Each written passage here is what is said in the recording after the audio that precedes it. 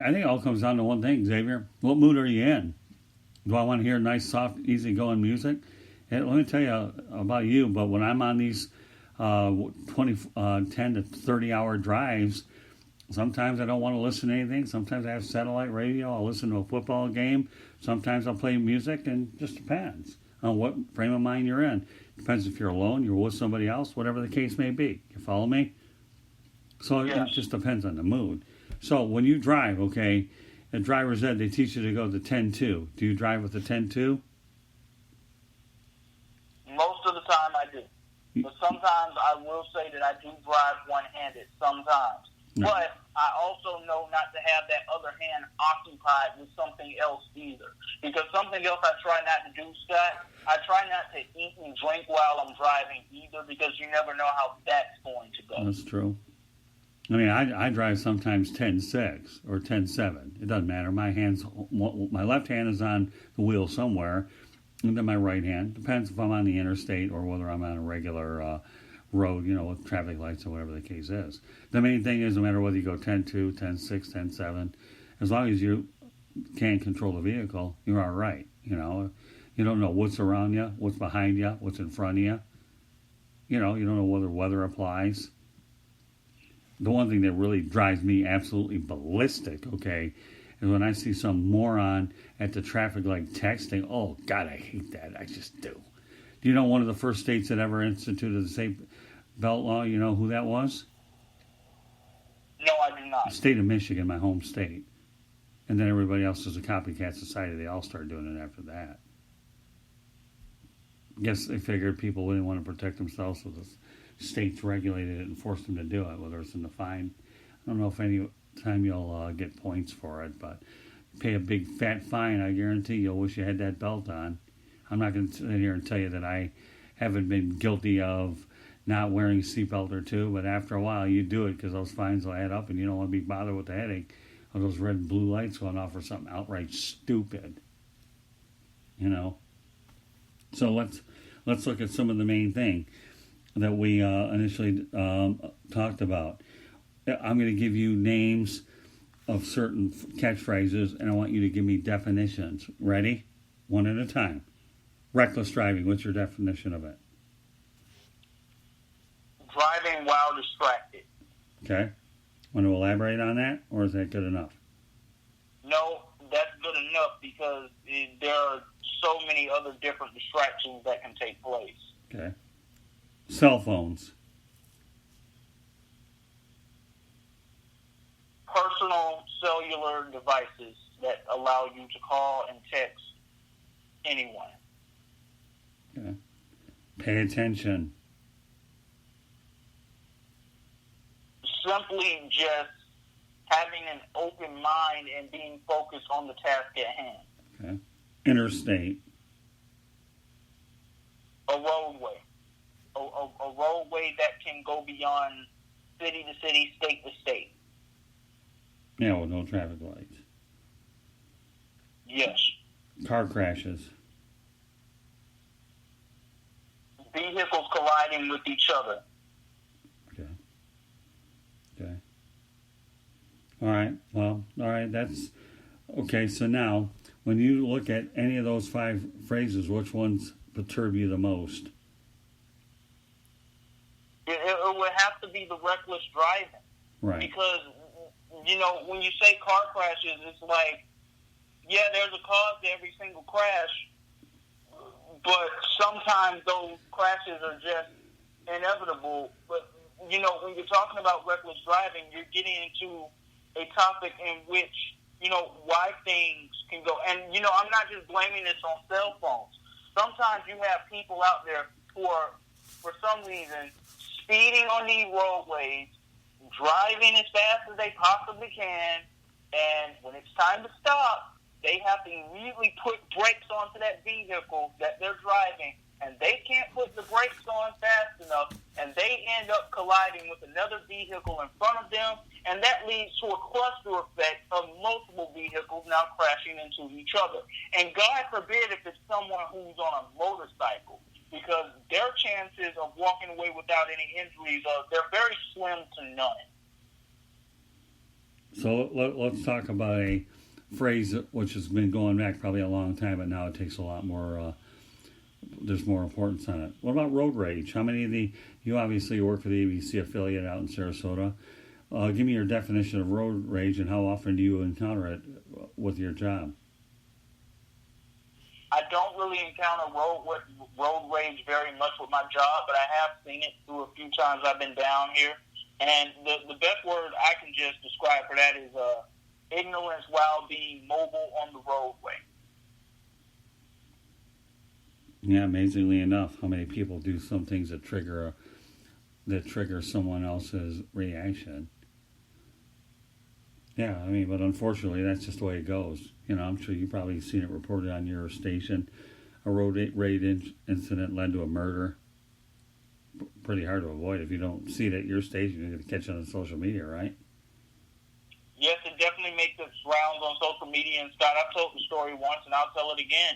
One road rage incident that happened very directly close to me were in my first few months down here, and I was going to work on a Saturday morning, and I'm stopped at a red light, and the vehicle behind me, there's an elderly lady who's driving that vehicle, and, you know, we're all stopped at the red light, and I hear a knock on a window, and I look behind me because, see, the first thing I'm doing is making sure that's not somebody who's knocking on my window or there's not anything going on with my vehicle, because you never know. And I'm just looking out of my rearview mirror, and I see that there is this man who is knocking on this elderly lady's window, and she rolls the window down, and he just starts yelling and cursing all types of obscenities and words of profanity at her. And, you know, I'm pretty sure it scared her because she didn't understand what was going on. I don't understand till this very day why he went up to this lady's car and did what he did, but I can tell you that as soon as that light turned green, she drove away fast enough that you would forget that it was an elderly person who was driving that vehicle. Right. And this man who had came up and approached her in the way that he did, he was able to get back in his truck. He was driving a small truck, and he sped up and was directly right behind her. And this continued for another red light until I was no longer in the vicinity of these individuals. So I'm not even sure how that ended. But that's just one road rage incident in particular that I've seen since I've been down here. I mean, of course, you have people who are yelling at each other outside of cars because someone didn't stop at a red light or someone cut someone off. Those are road rage incidents that happen as well, but that was a different type of road rage for me because that was the first time I had ever seen anyone go to that level of an extreme before, face-to-face anyway. I think there was an incident many, many years ago when I was living in the state of Michigan, my hometown, where it was the night before my nephew Brandon's birthday, and some guy did actually cut me off. And, you know, words persisted when he pulled off the side of the road, and we were inside of a post office, and then he challenged me to a fight. And you know what? When my life was on the line and you nearly get me into a situation, not only that could have killed me, but affected me, you know, yours truly did not hold his temper, and we went in the post office, and then he dared me to go after him, and I did. And you know what? There were fists that ensued, and it was a pretty. Hey, listen, what we did for the minute and a half to 2 minutes made Marvin Hagler and Thomas Hearns look like a little patty cake baker's man deal. But, you know, I had a few bruises. This guy, I had some bloody noses, but he lived in Washington State. And but nothing came of it. There were no charges were filed or anything. And he didn't want to pursue anything so far away because you know how much that plane ticket would have been from Washington State to Livonia, Michigan. An awful lot, you know. But nothing came of it. But when it comes to defending yourself and somebody challenging you and trying to inflict harm, you're not about to take it lightly. Are there other ways you could have approached it? Of course there are. But everybody has their limitations about how much they can tolerate, you know. You know, it's one of those things where you're caught in the spur of the moment.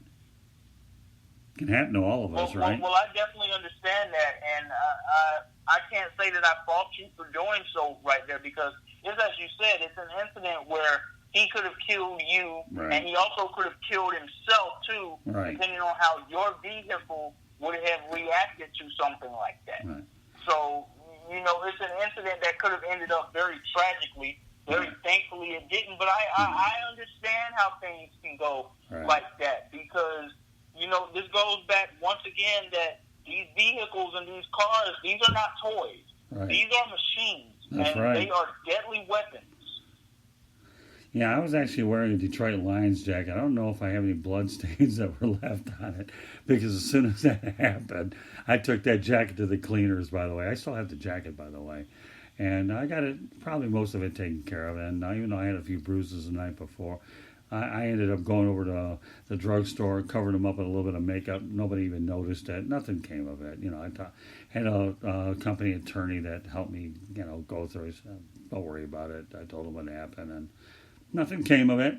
But yeah, my life was on the line. How would you expect me to do? Let some clown here because of his negligent driving cause me to get harmed? I don't think so. Because you're right. Absolutely not. That's definitely not one of those kumbaya moments. And Scott, I want to go a little into the discussion on the speeding as well because we had spoke just a little about that. Mm-hmm. And I'll share a personal incident with you in particular. This did not happen directly to me, but this happened to a classmate that I went to high school with. I was actually in the 11th grade. And this goes back to, once again, that whole argument of teenagers receiving gifts that they may not necessarily be mature enough for yet. So I had a classmate when I was going to Newton High School around 2013. I'm not going to say his name on the air just simply out of respect for his family. Right. But the young man was driving his vehicle in the early morning hours of 3 a.m. on Interstate 64 near Atlanta. Right. And he was speeding.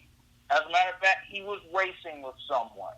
We see this a lot on the roadway, and it's something that I don't understand. Listen, please understand me when I say this.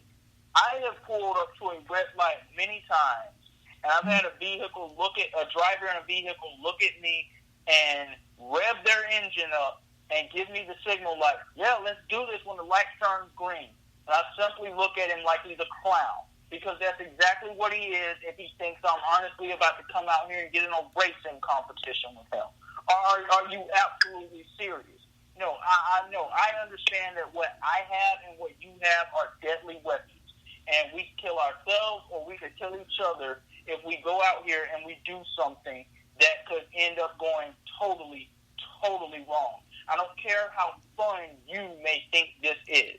I enjoy living my life, and I enjoy being able to wake up every morning and have the ability to have all of my limbs and all of my bones and all of my muscles intact. Right. And if I continue to have something to say about it, and shall the good Lord continue to bless me the way that he has, it's going to continue to be that way. It's just quite simple.